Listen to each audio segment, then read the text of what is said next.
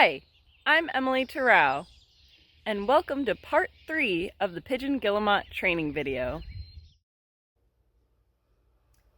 In this section, you will learn about what it is like to be a volunteer on the beach.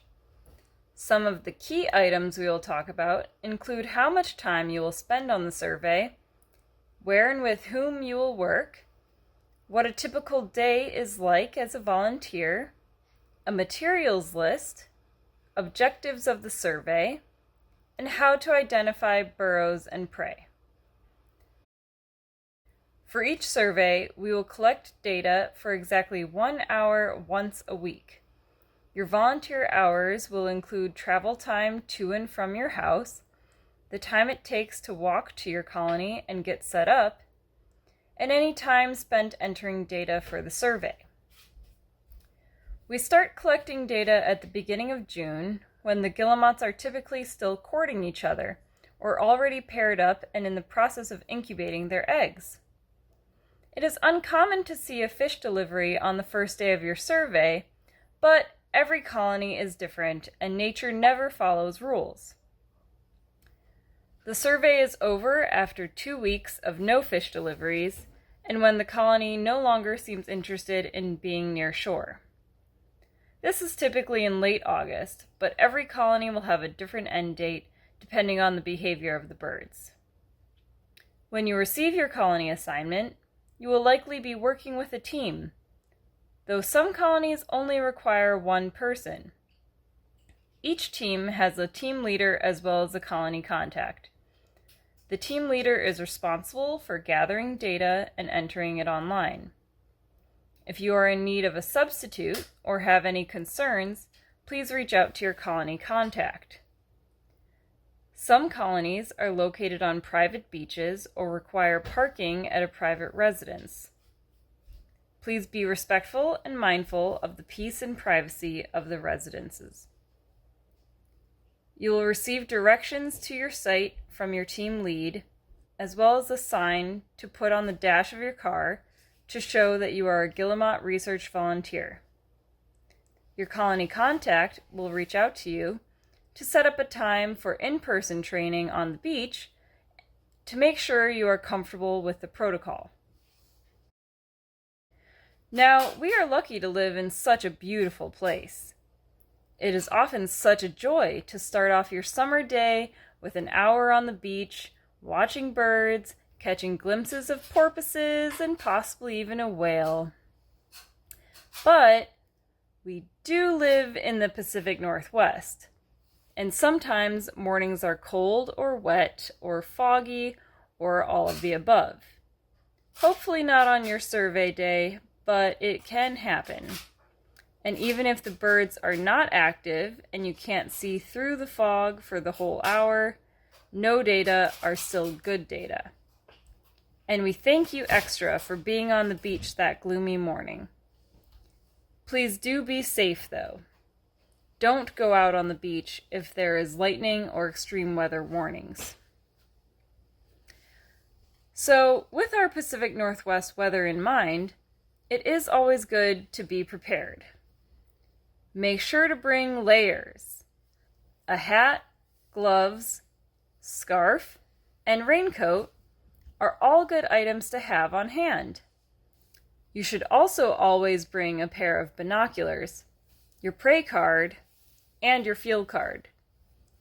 It is best if you be as still as possible while monitoring. So to help you stay still, please bring a cushion or a chair or a blanket to sit on. Whatever helps you sit comfortably for 1 hour. Try to think of yourself as a piece of driftwood on the beach. That way the guillemots are not disturbed by your presence. Next, please have a watch or cell phone with you to keep track of time. You will need to record the times of events while monitoring, and a cell phone is always good to have on hand for safety too. Last but not least, don't forget a writing utensil to record the data on your field card.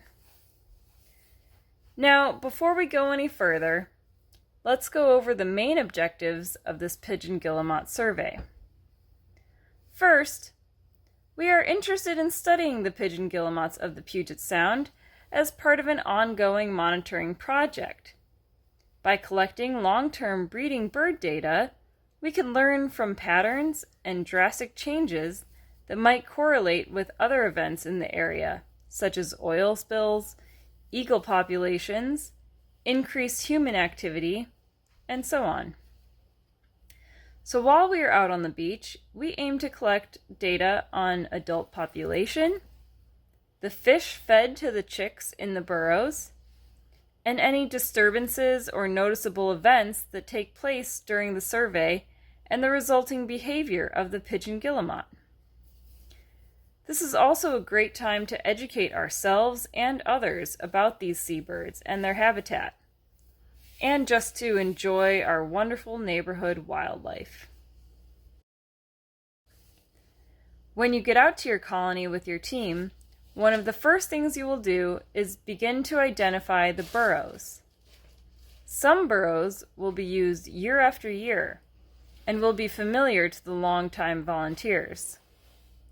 Other burrows might be very obvious holes in the bluff, but some burrows you might only discover once you see a pigeon guillemot disappearing into it. You will identify each burrow by giving it a name. It can be a number or a letter or whatever you want, as long as the name remains the same for the remainder of the season. As the survey goes on, you will be recording the guillemot activity with the burrow.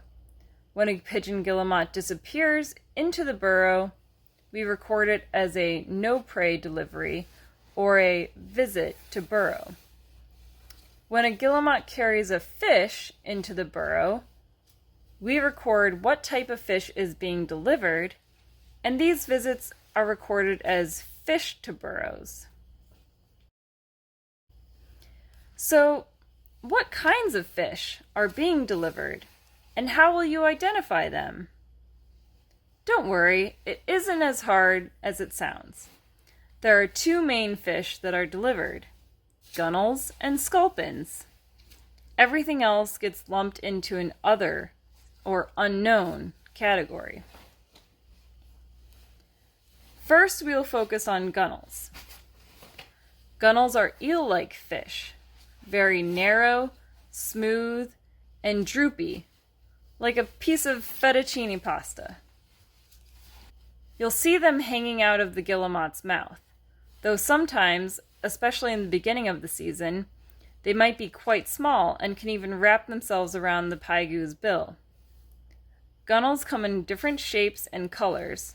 Some are flat and straight and greenish in color, while others are skinny and tapered and reddish.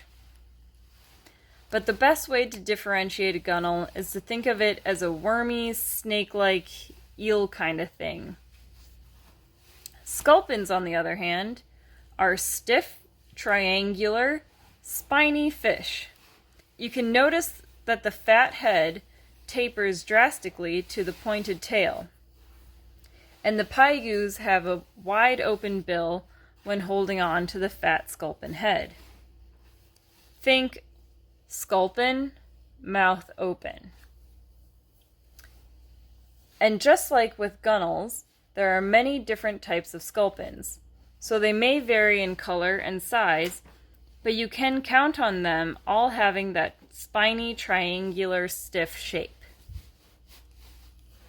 If you don't recognize a fish, or didn't get a good look at it before it was delivered to the burrow and are unsure what it was, you will record the delivery under the other or unknown category.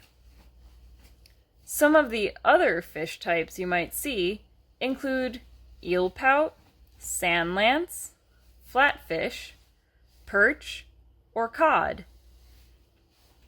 It is worth noting that sand lance have a similar shape to a gunnel, but they are silver and a bit more stiff than the noodly gunnel. Okay, now that you have learned the three categories of fish types, it's quiz time! Study these 4 images and write down which category you think they fall under: gunnel, sculpin, or other.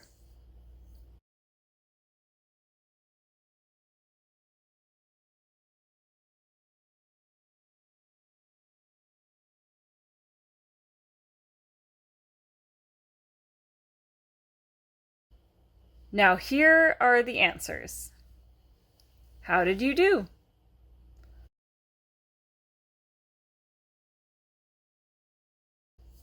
Let's try a few more. What type of fish is in this pigeon guillemot's mouth? Notice the triangular stiff body and the protruding fins. It's a sculpin. What about this one? It droops out of the paigu's mouth like a wide noodle, and the guillemot's bill is nearly closed while holding its skinny head. It must be a gunnel. Any guesses on this one? Slick and eel-like. That's a gunnel. And how about this silhouette? The paigu has an open mouth around that fat head. Triangular body. It's a sculpin. Identifying the fish types will become easier as the season goes on. Plus, you will notice that the guillemots often hold the fish in their mouths on the water for some time before delivering. So you often get a good chance to look through your binoculars and study the shape of the fish before it becomes chick food. But please remember your prey identification card to help you out when you are unsure. And one thing to note for the beginning of the season: it seems that the prey tend to be smaller at the beginning of the season, probably because the chicks are so small then. So don't be alarmed if those noodly gunnels look more like a little worm than an eel for your first delivery, or if the sculpin is like a tiny wedge in the paigu's bill rather than a big spiny fish in some of these photos. The size of the fish might change, but the same rules apply on how to identify and differentiate them.